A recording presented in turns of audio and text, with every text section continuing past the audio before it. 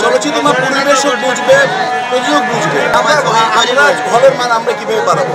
হলের মান বাড়াবে মালিক, হলের মান বাড়াবে পরিবেশক, যারা ছবি প্রডিউসারদের কাছ থেকে নেবে।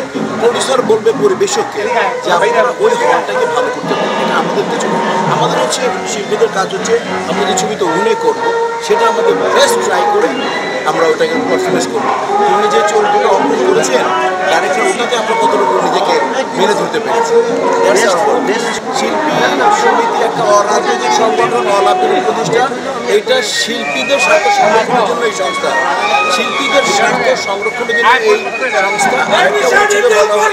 আরেকটা উচিত হচ্ছে যে আমরা চলচ্চিত্র সংশ্লিষ্ট অন্যান্য যে সংগঠনগুলো আছে তাদেরকে সহায়তা করবো। তাদের যে কোনো একটা অনুষ্ঠান করলেন ফান্ড জড়িত একটা শিল্পী যদি তাদের শিল্পী যদি প্রডিউসার বা ডিরেক্টরকে শিডিউল নিয়ে কোনো ভাবনা করতেছেন আমরা সেটা মেনটেন করবো।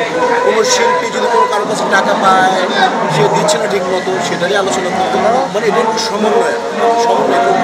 কিন্তু হল, তারপরে ছবি কি ক্যাটাগরি হবে, হল কি হবে, ভালো ছবি খারাপ ছবি, এগুলো সম্পূর্ণ নির্ভর করে প্রডিউসার ডিরেক্টর।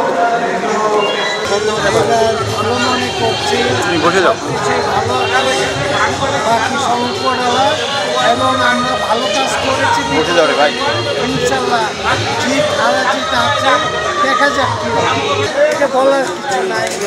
করেছে ওনারা, অনেক সদস্য আছে, এক তাতে আমাদের বলার কিছু নাই। এখন আমরা করছে নির্বাচন নিয়ে আমরা ব্যস্ত। জয় তো অবশ্যই 40% বেশি গ্লো, বিশ্বের 1 নম্বর গ্লো ক্রিম, নতুন গ্লো এন্ড লাভলি।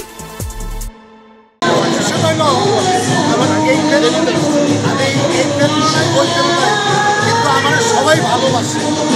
আর আমি হচ্ছে ভাই সঞ্চয় গোষ্ঠী একজন ভাইকার ভাই, আর এর হইল পুরানো লোক আমার বড় ভাই।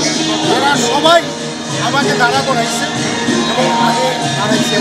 ভাই কিছু আপনার চোখের সাথে তাল মিলাতে হবে, অনেক মোবাইলে বা ইয়ের মধ্যে দেখে।